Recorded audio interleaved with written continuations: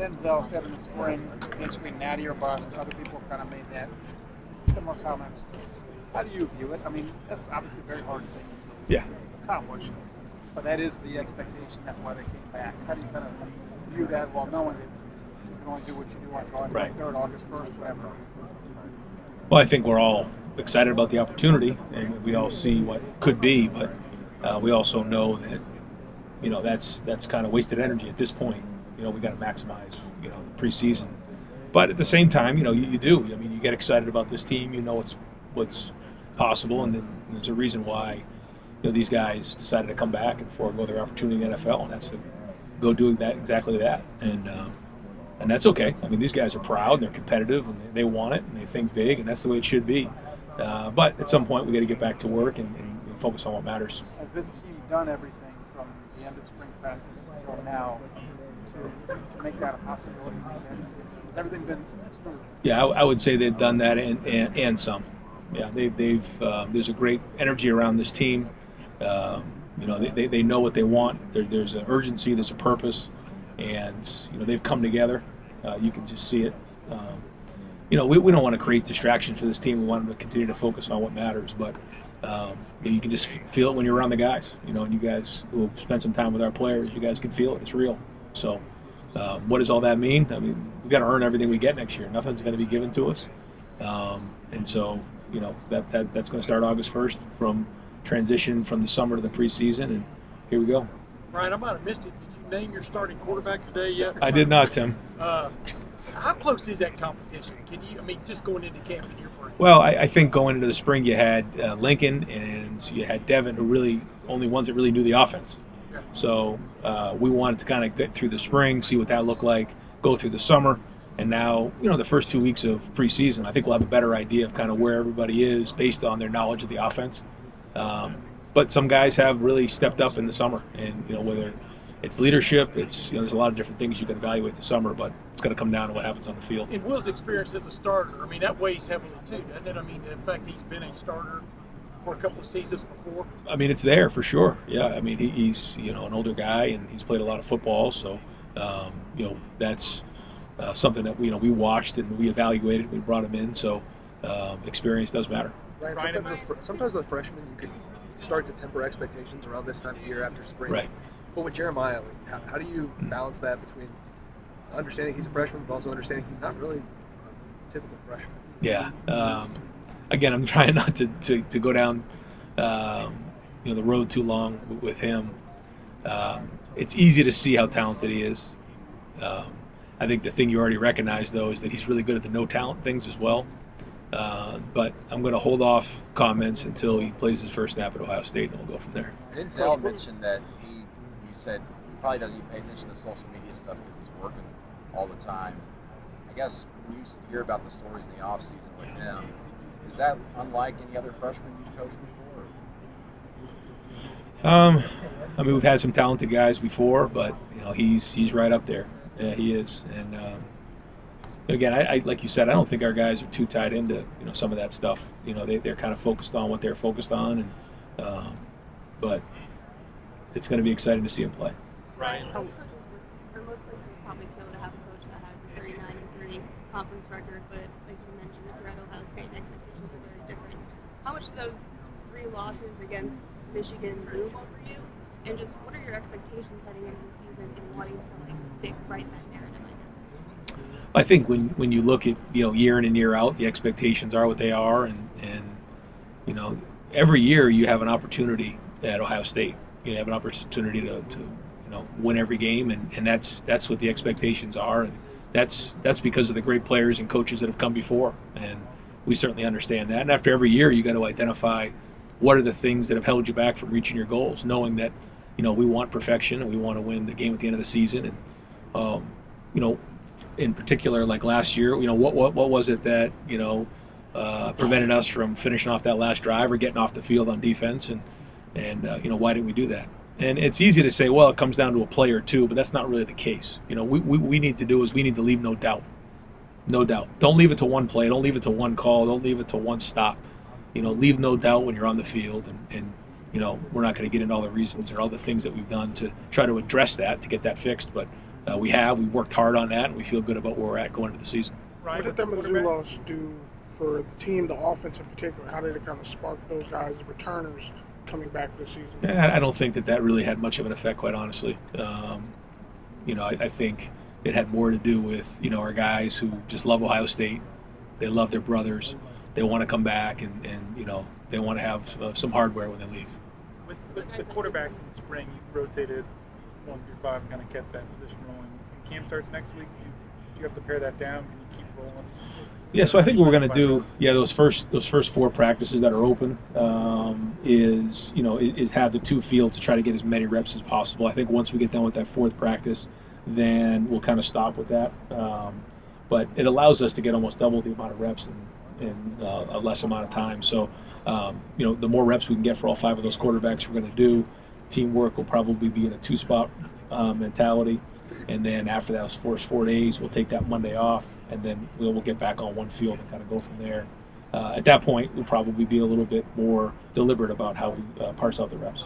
Right, you said Chip's evolved quite a bit from when he was in Oregon.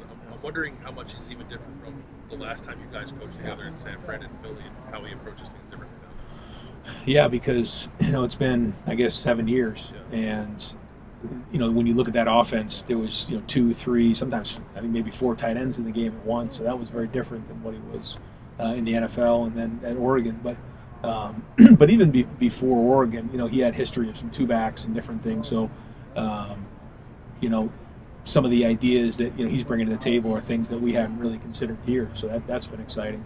But ultimately, it's going to come down to what are the right plays that fit our guys. There's a million plays, and we got playbooks up to here, and we got film going back a long way. We've done a lot of things on offense. He's done a lot of things on offense. People bring in different things, but what are the right things for the guys that we have? And that's going to be the key. And then what is our fastball? Like the best teams and the best offenses, like this is what we're running, and you got to stop us.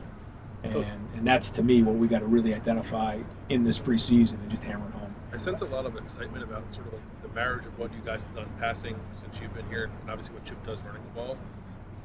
As you contemplated changing or making the change at OC, did you think we have to change a little bit how we run the ball, or did it just work out that you're bringing in a guy in Chip who has a strong background there? Yeah, 2 things. I think the first thing is we knew we needed a quarterback who could run. At least have the ability to run and pull the ball. That was something that we felt like we needed to do. When you combine that with Chip's history of always having a quarterback that could do that, that was the right fit and for where we're at. Now he also, has not always just run the quarterback into the ground. Like that's not what I'm talking about. I'm not talking about like quarterback power every other play, but having the threat of that. When you think about what Justin did, those type of things here. So we have a background in that as well. But I feel like Chip can bring us to the next level in terms of that, and it's exciting. I think the running backs are excited about the offensive line's excited about it. Justin and he have a good relationship that way. So we're going to need to do that. We know if we're going to win the games we need to win, we have to get that done. You mentioned wanting hardware.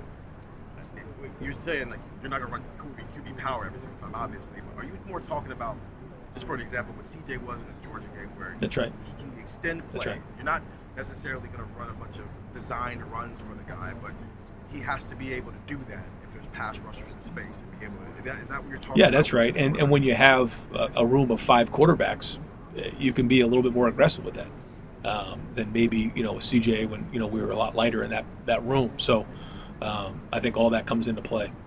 You mentioned that earlier that you have a tremendous amount of trust with Chip Kelly. I just would love to know how that relationship has evolved.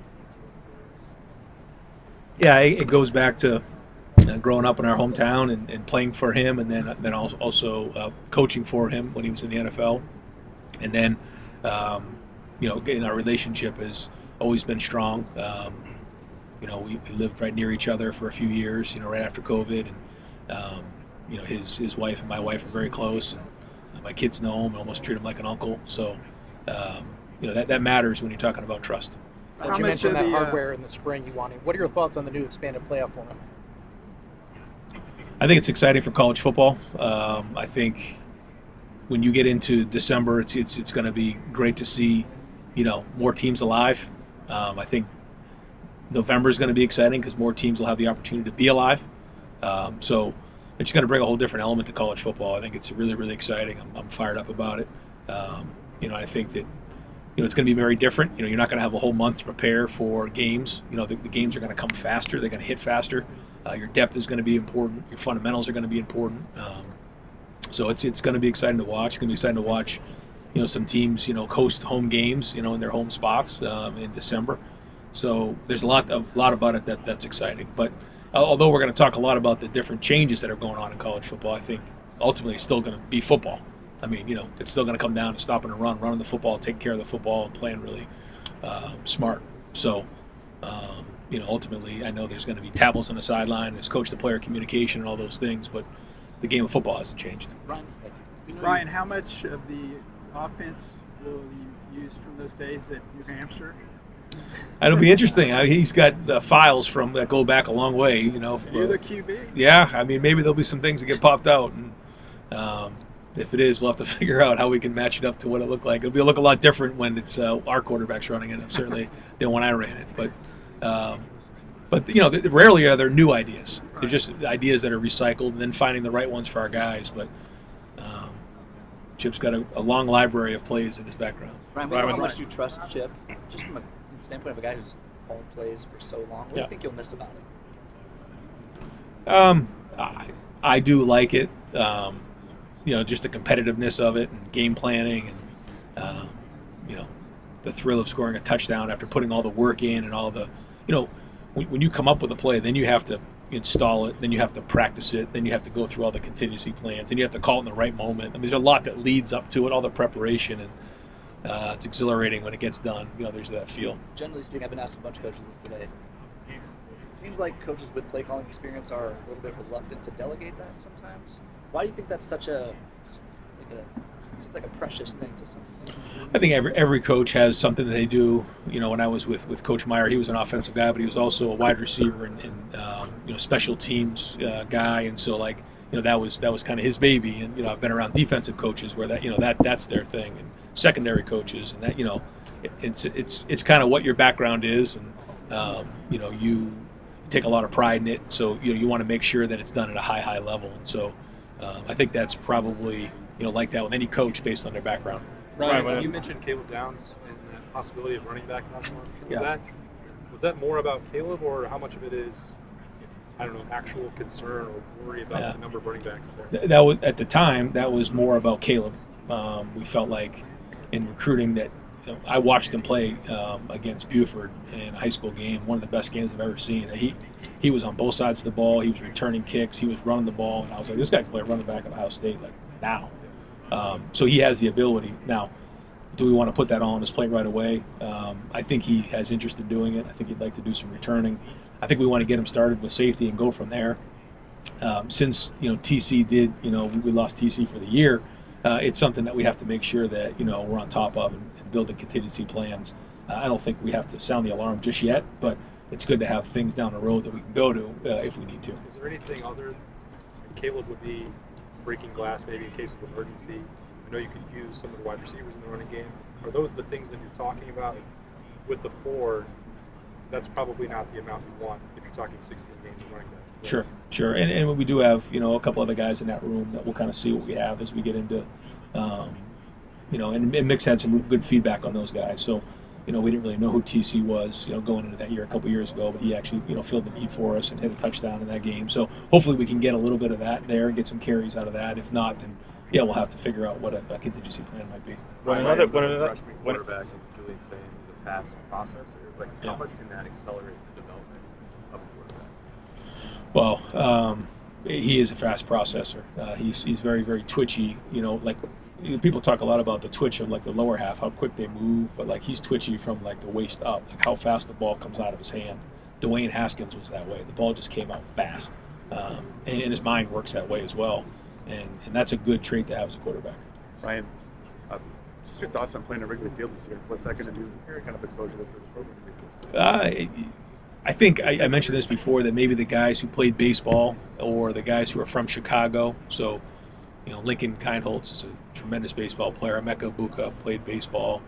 Taiwan Malone played a little bit at Ole Miss. Great baseball backgrounds. Or then the guys who are from the Chicago area, like Carnell Tate.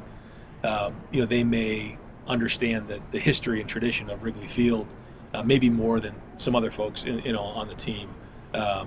And I think for the coaches who know, and me growing up in Boston and Fenway and understanding what Wrigley is, I've been to Wrigley before. It's a great place. I think we'll explain that to them. We're not going to make it bigger than it is. I think it'll probably be more significant for those who have had exposure to it.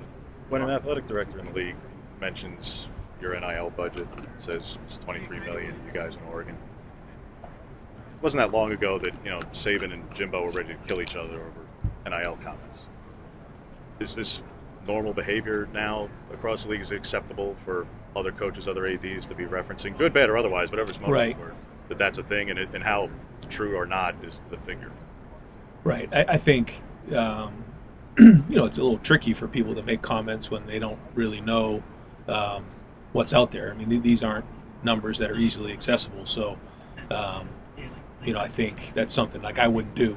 But, to each their own. I think that there's a lot of speculation out there. And I think that sometimes that is tricky for all of us as we're trying to figure out what benchmarks are, values, things like that. What are certain salary caps for different programs? The other part that is interesting at Ohio State that I've recognized is that, there are the collectives, there are, those type of things, and they support our program very, very strongly. But there's also the other part of the endorsements that happen at Ohio State. When you have a 12 million person fan base and you have 2 million people in the city of Columbus and the passion of Ohio State in the state of Ohio, there's a lot of opportunity outside of the collectives. And the value of being an Ohio State football player in Columbus is tremendously high. And that is another part of it. And I don't know how you figure that in, but or how you put a number on something like that, because I certainly don't have that right now. So I don't know how somebody else would. Historically speaking, you guys have had a ton of recruiting battles with Oregon in terms of way back in history. It's certainly picked up the last 4 or 5 years. What has it been like recruiting against them this last year since the news of them joining the league, as you're going at each other's throats as we speak? Yeah, absolutely. No, they're doing a good job, and they're certainly well positioned. Everybody has a different setup where they are, and their setup is very, very different than ours. Ours is based on the city of Columbus and our fan base, and comes from a lot of different ways. Theirs is set up a little bit different, but they've done a good job recruiting, and Dan is very, very aggressive in recruiting, and has recruited some good players and good talent. Ryan, how well do you know Sharon Moore, and what are you expecting from him in terms of the DNA of the Michigan team this year? I assume that it's going to be similar to the way it's been in the past, but we'll see once we get into the season. When Emeka, he was talking about how each of the guys that came back arrived at that decision on their own. Yeah. One, does that surprise you? And what were those conversations when they were talking to you about the reason they wanted to stay? What was the biggest reason why? The term that a lot of them gave me was unfinished business. They felt like they wanted to have something to show for all the work they put into the program. That was what a lot of them said to me. But like you said, each of them kind of did it on their own. That being said, I think they were in communication a lot. I think it started, Jack was a big part of it. Cody Simon was early on decided that they wanted Lathan Ransom, jumped in, and then slowly guys start jumping in, and it was a big deal. It really was, because we haven't had that since I've been at Ohio State, and they led the way on it. We infused a few guys in the portal and a few guys in recruiting and in the freshman class, and then really went to work on getting the coaching staff the right way. And so there's a lot of excitement around the program right now. We've worked really hard to get this team to where it is right now, and so and I think when you get around our guys, you'll see that they're focused right now. They're not caught up in the emotion of the expectations of what this is or isn't. We know we got a long road ahead of us. And when you talk about the transfers that you guys brought in, Caleb is headliner, Quinchon, Gold, but people kind of forget about Seth. What has he meant for you guys so far? And have you seen him kind of take on that leadership role that you're going to need from the center at the middle of the offensive line? He gives a veteran experience that is I think calming to the guys up front. I think he's gaining his voice more and more every day. I've said this before. You don't just jump in at Ohio State and start barking at people, but he is, and we're going to need him to. He's the center, so Carson's going to play some center as well. We're still going to see how that all shakes out coming out of the preseason. But when Seth's in there, he's got to have a voice in there, and so does Carson. But Carson's going to play some guard as well, and that's exciting to see. I think they both had really good off seasons. It's been fun to see and get some feedback from Seth on just how the off season's been different here than when he was at Alabama. But no, having somebody his not only his experience but his maturity and the amount of games he's played, is great. I think it's calming for everybody on offense. 2 years ago, you had a very veteran center, Luke. Last year, not that Carson played poorly, but do you think that you guys missed having like a veteran center in the middle there to be able to bark out those orders? And do you feel like you've kind of really gained something in having Seth there in the middle? I think it was a tough ask at times for Carson. I thought he did a great job of going in there and battling his tail off. Probably was in there a half a season too early. Like you said, if Luke was there, then he wouldn't have been in that situation unless maybe Luke comes in and gets hurt. But I thought Carson, for where he was at in his career, to go in there and battle the way he did, he's going to have a great career at Ohio State. But that doesn't mean that it was easy for him. And when you lose a veteran guy like that, it isn't easy to replace. Sure. But having that year under his belt is going to really pay off for Carson. And he fought every day. Every day, I give him credit. He kept going back, and was it always perfect? No, but now he's changed his body. He's a whole nother year under his belt. And I'm fired up to see what he looks like here. Right. Mecca's always been a leader for you guys. Now it's his room. Obviously, the older guy in the room. Have you seen anything different from him this offseason when it comes to leading those guys? And if so, in what way? Yeah, I think he has always been a leader.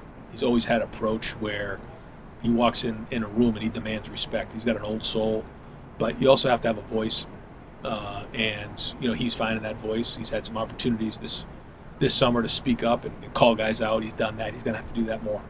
Ryan, when the backfield is talented as yours with two guys who've both been number one running backs in the past, how are you and Chip going to decide which guy you want on the field as a game progresses? Yeah, Coach Locke is going to be ultimately responsible for how that rotation goes. But both guys are going to play. Both guys are going to play a lot, and they're going to have a lot of carries.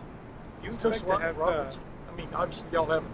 You practiced on the field a little bit, but has he brought what you wanted him to bring to that running back coach? Coach Locke. Yeah. It's been great in a short period of time to watch his passion for the game. He's a tough guy. He demands respect when he walks in a room, but he demands his players to play hard. You can see that right out of the gate, and the guys like him. He pours into his players, and I'm excited to see these guys run under him this year. Going back to what you said about Seth, what's he told you is a little bit different from Alabama? I would think you're always looking for comparisons. What do they do? Yeah, there was nothing. There wasn't anything that jumped out, but just interesting to hear, just compare and contrast different approaches. And, like you said, always trying to figure out how you can do things better. Yeah, and offensive meetings I would think you still sit in on things. Brainstorming. Do you like what you're hearing about which way, kind of the direction y'all might be going offensively? Do you try to keep your mouth shut and just listen to what those guys are saying, or are you dictating a kind of a direction all along? It's a little bit of both. I think there's a lot of collaboration in that room, and again, I think it's my job to try to identify where we need to be and where we're going, and try to find that balance along the way. Because again, just being here now for my 8th year, I got an idea what's coming on the horizon here in this conference. But at the same time, like Chip has unbelievable experience of putting an offense together and identifying talent and what guys do well. So it's a collaboration, and I got all the trust in the world that he's going to do a great job. Chip runs about 80%, 90% gun and pistol. Is that an area of focus with Seth after last year? Or do we just count that up to the M's? What happened? We'll have to see how the season goes. We have not seen anything like that in practice, so we'll kind of go from there. We will be under center some this year, but I don't know what the percentage will be, but we'll mix it up. Ryan, I'm curious, with the playoff expanding, we're looking at the potential for a 17-game season. Do you have to make any adjustments later in the year, keeping guys fresh? How do you kind of approach it? I think we're all trying to figure that out, what that looks like. But certainly depth is going to be critical. But it's not going to change how we work every day. we know we need to get done. I do think with the player to coach communication, you're going to see probably more huddling. You may see less plays, possibly. Just kind of, I don't have any scientific numbers to back that up. I just see that happening more and more this season because I feel like huddling, is kind of a lost art. I think people are going to just find themselves getting back to that and not showing their formation, but we'll see. So that'll be part of it. But I also just, playing depth is going to be important, keeping guys fresh. We're going to have to figure out how that all looks. But we know we need to be playing our best football at the end of the season, and we have to finish strong. How would the players talk a lot about? How would the helmet communication dictate huddling? What's the correlation?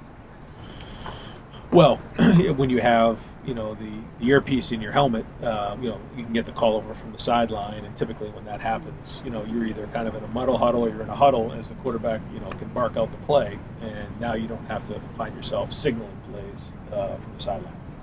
Brian, you play Iowa and Oregon back to back. Does the speed of Iowa's offense, does that affect how you prepare for Oregon, trying to replicate game speed like the 70s later? I mean, I got all the respect in the world for Iowa. I think they do a great job, and I think Kirk is one of the best coaches in college football, and that's going to be all we can do to win that game. Hey, Ryan, his third year of Jim Knowles, obviously last year was a major step forward. What do you expect from his third year? Well, I think if we're looking at statistics, we're looking at the wrong thing. I think those guys on defense want to come back, be the best defense in the country, but want to win. It's one thing to say, well, we have this number of defense or this number of offense. Like that's great. We've had a top 3 defense now. We've had a top 3 offense. Like these guys want to win. And so whatever it takes to win, and it's going to start stopping the run. Good one. Statistically, you're very good, right. But at key moments you falter, and I'm sure that's been the emphasis, right? What happened? How do we solve that? Right? Yeah, and I think I would say from afar, hey. We played well enough on defense to win. We should have scored more on offense. But the truth is, we got to win the games. And like you said, when the game's in a balance, we got to make those plays. Do you expect to have any analysts this year who will be able to do on-field coaching? Yeah, I mean they opened that up now, so a lot of those guys are going to be able to get on the field and actually, coach on the field and make tactical decisions in game. So that's a change. Is there a percentage of those assistants that will work on the tablets, just getting them ready, getting the technology ready in between series? Yep. All that's in play, and we've talked about how we're going to do that. Actually, try to simulate that in practice during the summer. Hey Ryan, a lot of your players are talking about how much they're playing golf. They're really competitive and stuff. Do you get a chance to go out and play with them? Golf? I've not played with those guys other than at the simulator every now and again. But we have for our players in the city of Columbus, like they don't, they get out a little bit, but they're at their place, they're at the facility. And they need some things to do, and golf has really been great for them. And we have some great golf courses in Columbus. What's your handicap? Me? Yeah. I'm a 12, but I've only played once all summer. So. You mentioned Emeka as an old soul. He told us he's a 6 handicap. Can you verify? Yes, he is. No, and he's probably sandbagging at a 6. So I'd be careful with him at a 6. How big is that for this team? Yeah, I was going to say, make sure you figure out what kind of 6 that is. Is that his index, or what is that? How big is it for this team that they have had those experiences off the field? Do you feel like that's kind of an initiative some of the older players have taken this year? Yeah, I do. I think it all comes into play on this thing, and that's what just makes this team so exciting, and getting all these guys together with their experiences and their mindsets and their competitiveness. It's a great group to be around. Ryan, this offseason from a personnel standpoint, whether it's keeping guys or adding or recruiting, do you think Ohio State will ever see anything like this again? I hope so. Yeah, I hope so. I mean, it's our job is talent acquisition and try to get the best players we possibly can and be aggressive and field the best team. And if that means high expectations, great. That means we have a great team, and so we're going to be super aggressive. I think we're doing that in the recruiting class, this incoming class, so we're going to keep doing it. The transfer portal. It's a great time to be at Ohio State. We have a lot to sell. The city of Columbus, the school itself, our program, our culture, the type of people that we have. So we're just going to keep putting the pedal to the metal and keep rolling. Right. That aggressiveness, did something have to trigger that, or do you think that's now in place now? No matter how this season goes or next season goes, that's how you're going to approach it? I mean, we've always been aggressive, always recruited well. I just think that now, the landscape's changed a little bit and has opened some doors, and we're trying to make sure that we're a leader. Ryan, do you think that part of that, I mean, you guys are very highly talked about in the NIL space, but I know you don't lead with that ever, and you don't Right. really recruit guys that lead with that. But it has seemed like this cycle specifically, you've been able to go into Alabama and do some other things that haven't happened in 40-some years. Has NIL, not just for you guys, but everyone, changed the way that you feel like you can recruit nationally? Like, does it level off conversations? You know, I think, like you said, that the number one thing is, you know, wanting to be a Buckeye, understanding the tradition, what the city can do, what our program can do, how we can develop you, playing for championships, all those things. And if the number one thing is NIL, it probably is the right place for you, just like you said. That being said, it's providing, you know, some of the recruits more opportunities than were in the past, and we are seeing some different trends. And I don't know if that has to do with the NIL or just the world getting smaller or whatever it might be, or the expansion of these conferences. You know, it'd be an interesting study to do, but I know that you know, it allows us an opportunity to maybe provide resources for some of these guys in our team that we weren't able to in the past. Well, on the flip side, other schools around the country are getting a little bit more active in Ohio, right? Sure. So how do you find a balance there? Yeah, you gotta. I think the thing that's tricky is, you know, a place like Ohio State. You know, let's just say you're recruiting wide receivers, for example. Brian's done a great job. You know, you sign 3 guys. Well, you'd like, you know, 3 5-star recruits. Well, that's not always going to be the case anymore, you know, because of the way things are. And so you have to find the right value and the right, slots for each guy. And, you know, ultimately you have to have a roster of 85 guys, and, you know, who knows, you know, what this is going to look like in the next couple of years with the scholarship numbers. But, you know, you have to make sure that you're identifying the right people, and it's not just unlimited.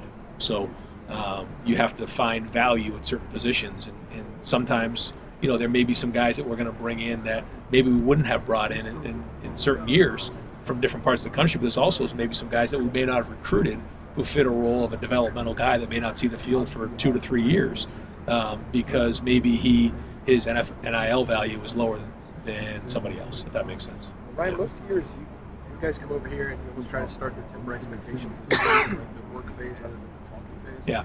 You guys seem to be embracing everything a little bit more. Do you feel that, and do you feel like you guys are embracing that? Not out of your bus, but just like the whole trying to reach those goals. I think when you owe it to the guys that came back that you know, these guys didn't come back for no reason. They came back for a reason, you know, and we owe that to them. You know, as coaches, we owe that to them, as everybody else who is part of the program that are there to support them. Like, yeah, you know, we're thinking big, and these guys are thinking big, and we know what's, you know, at stake, and we want to do everything we can to have them leave with a legacy behind and a bunch of hardware. So we're not going to shy away from that, but that's not also the focus. The focus is, you know, getting to work here in the preseason and building this foundation. And our guys know how to work. We've had a great summer. Ryan, that summer did possibly having 105 scholarship. That's the number being talked Yeah. about. How do you view that? Obviously, you'd be in favor of it. Yeah. Would you use that fall allotment? You know, I would have to discuss it a little bit more with Ross. Ross and I have had that conversation before. I think that, you know, there has to be a discussion about, you know, right now 120 has been the number that we all feel comfortable with going into a season. And so, you know, if you have attrition, if you have injuries at 105, you know, there's got to be something in place to be able to replace, you know, and does that mean, you know, you bring in a certain amount of guys in preseason and then cut it back before the season starts? I think all those need to be determined. I don't think we're there now, but I do know that number 120 has always been a number that we've all used for years because, you know, it works. You know, guys have been higher, some guys have been lower, but ultimately that's kind of been the number we've circled around. So to go to 105, we'd have to make some adjustments. You mentioned Mecca not seeing the best of him last year. What is the best of Mecca? Well, healthy is really what I meant. Yeah. Like, on the field, what would that be? Well, Mecca can do so many things. You know, I always said, you know, what's the, I don't know what the question is, but the answer was a Mecca. You know, whether it was punt return, you know, he could catch a handoff, he could throw a bubble, he could block, he could run a deep route. I mean, there's not much a Mecca can't do. You think about him as an athlete too. I mean, he's a baseball player. He's, you know, a really good golfer. His dad was a tennis player. You know, he played tennis. I mean, he can do a lot of things. He can do a lot of things as a player. And when I think about it, Mecca, I think about someone who's just strong. He's strong as a player. He's strong mentally. He's strong in his faith. And, he's somebody that's a warrior and somebody that we're going to count on this year in big spots. Ryan, go back to the asked about the Alabama transfers a couple times now. I'm curious, how quickly after maybe getting that text alert that Nick Saban's retiring, did you just kind of start going into action mode that some of these guys go into the portal, we're going to go after pretty hard? I don't remember the time frame on it all, and when guys entered the portal and didn't enter the portal, and all that stuff. But all three of those guys, I think the timing was different. Seth, I think was a little bit earlier than all the other guys because we had a little bit of a hole there. The Julian thing was really kind of late, and how that all played out. But very, very happy he's part of the program. He's got a bright future ahead of him. But very, very, unique situation. That was kind of one of those things that we didn't see coming at all. But certainly glad it worked out and didn't plan for. The Caleb one, once he entered the portal, we had a great relationship with he and his family, and it felt like we'd be right there with a couple other schools. And, worked hard. We flew down there once he was in the portal and spent some time with his family. And when he decided to jump on board, that was a big deal for our program. And he's been great, and the guys have embraced him, and we're excited to see him play this year. When you're talking about those workouts over the summer, did Mick do anything differently, the approach? No, I mean, it's the same thing. Like, what are the things that have worked, and what are the things we got to tweak to get better? But there's a great ramp up going on right now on how we do this. It's very, very well thought out that Mick has about these workouts that are going on these last couple of weeks and leading into the preseason camp on the amount of running that we're doing. How much stress is actually being put on the lower half, a certain amount of weights to simulate what the first few days of practice are, because we know those first few days of practice can be touch and go. So I think we've done a really good job of preparing our guys to be healthy, to have a good week of practice, but it's been more about the team, the leadership. Every day there's an effort grade. Every day on the entire group there's an effort grade, and that gets sent out to the coaches. They get it. I see it, and the leaders are a big part of that, and that's a big commitment by him and his staff to do that every single day, and to rate every single one of our guys and send it out, hold these guys accountable. So it's been a great summer, and Mick and his staff have been excellent. We don't know about Jeremiah. Who are a couple of the other freshmen that really could make an impact this year? We do this, and then I forget people. Obviously the two running backs are going to have to play. They're going to have to play. They're going to get games and get carries. Milan and Demarion Wynn just got there. So when you get there in the summer, you're a little bit behind. So they got some ground to cover. It's hard for offensive linemen to make a major impact early on. On defense, Edric Houston has probably flashed the most, but we're pretty deep at defensive end. Jalen McClain has done a nice job, and so he'll see some time this season for sure. Who am I forgetting? You like what you've seen so far from Aaron Scott? Aaron Scott, yeah, Aaron Scott had, really as the spring went on, he flashed more and more. He's had a good summer. Bryce West was injured, so I haven't really seen him do a whole bunch, but we'll kind of see what we got there. Both the young linebackers, we'll see. Huh? Yeah, so the punter, that's going to be a battle that goes into probably the third week. To see if Nick can win the job, and he's got we've got 3 or 4 guys in there that are going to be in the mix.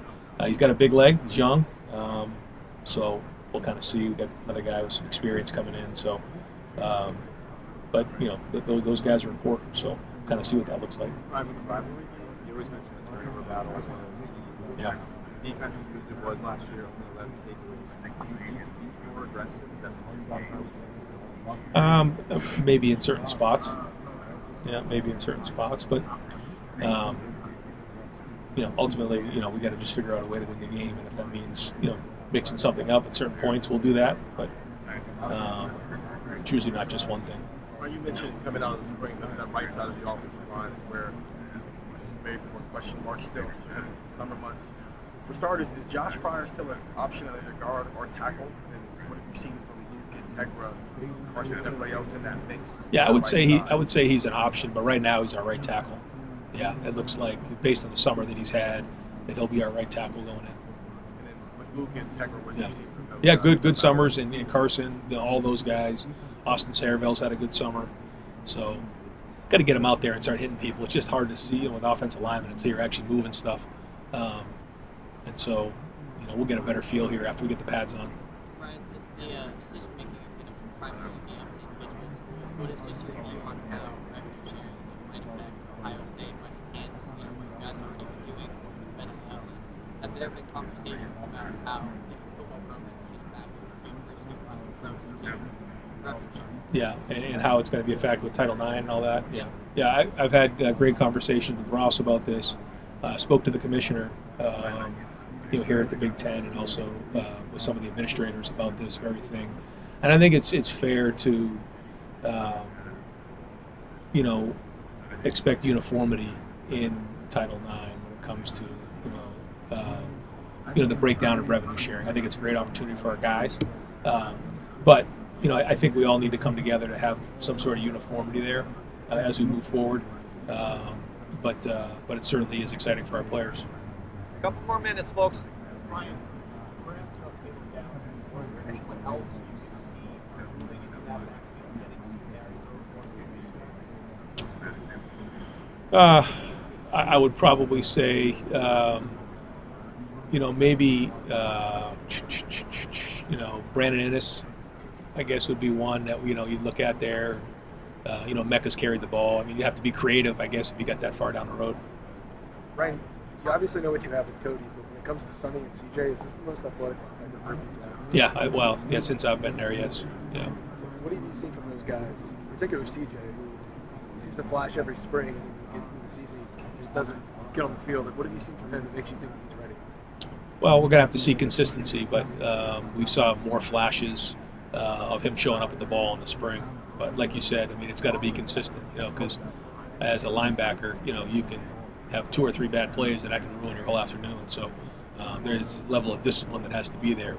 But every year you grow up more and more, you get more and more of those reps. You see things, it slows down for you. I think it's slowing down for CJ. Were you with some of the guys who were out for spring with injuries? Are they expected to be back for camp? Yeah. I mean, the only one right now would be TC would be the only one that won't be out there. Nathan Fulgo? Yes. Brandon's football as well? Yes.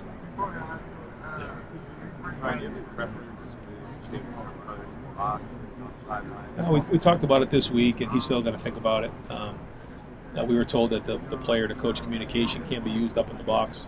Now that we have more flexibility with our coaches being on the headset now with the new rule, that's going to maybe play into it. So, he has not decided yet. I'm comfortable with either way, whatever he thinks is best. I do think that maybe, being with having the tablet up in the box is going to be a little bit of a cleaner environment for him to be able to identify what happened in the last series. But we have some good coaches, so we'll allow him to kind of make that decision as we get closer. 2 more questions, folks. Ryan, do you still think collectives are going to be really important to keep the one revenue starts? Yeah, I do.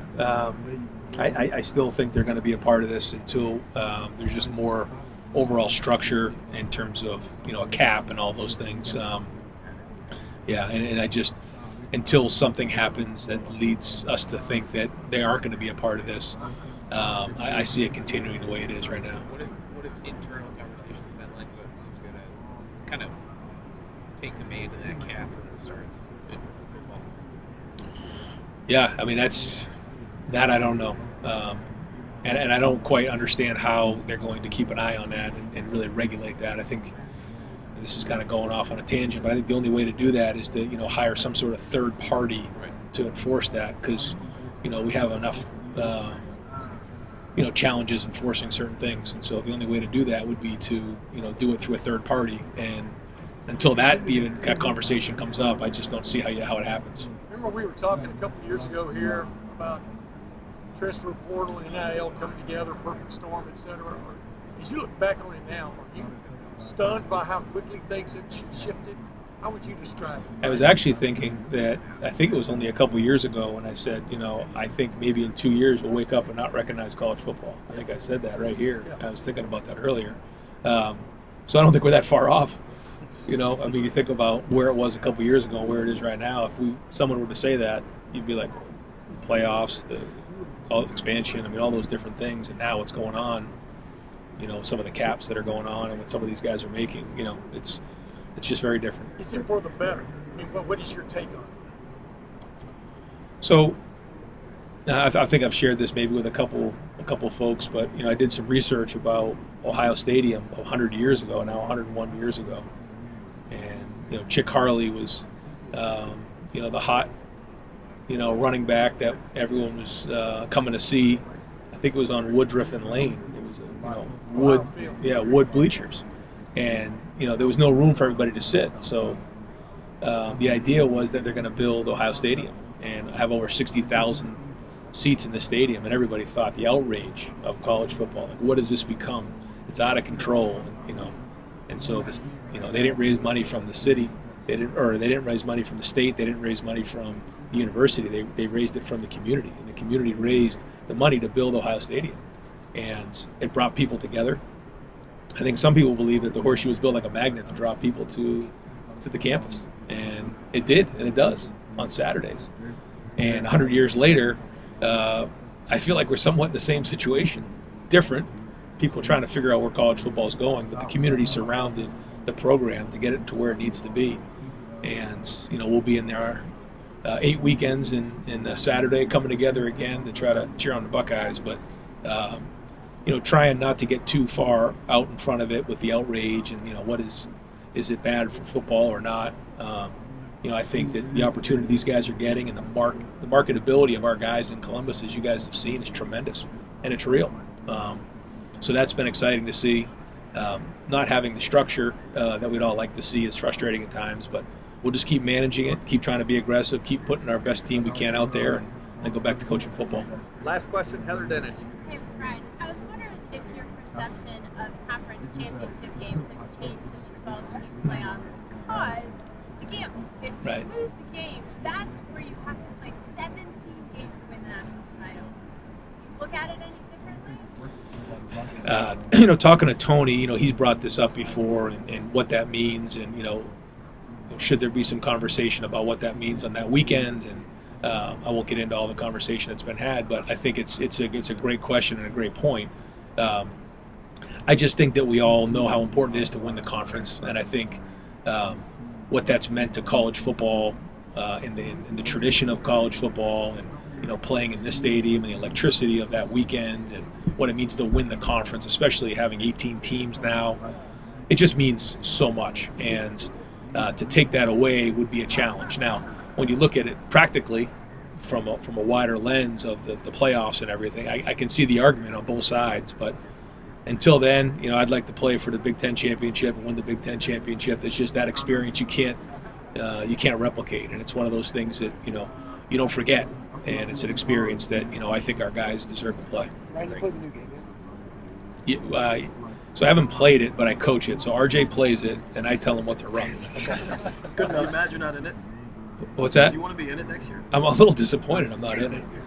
All right. I'd like to be in it. Coach, thank you very much. All right, guys. Thanks.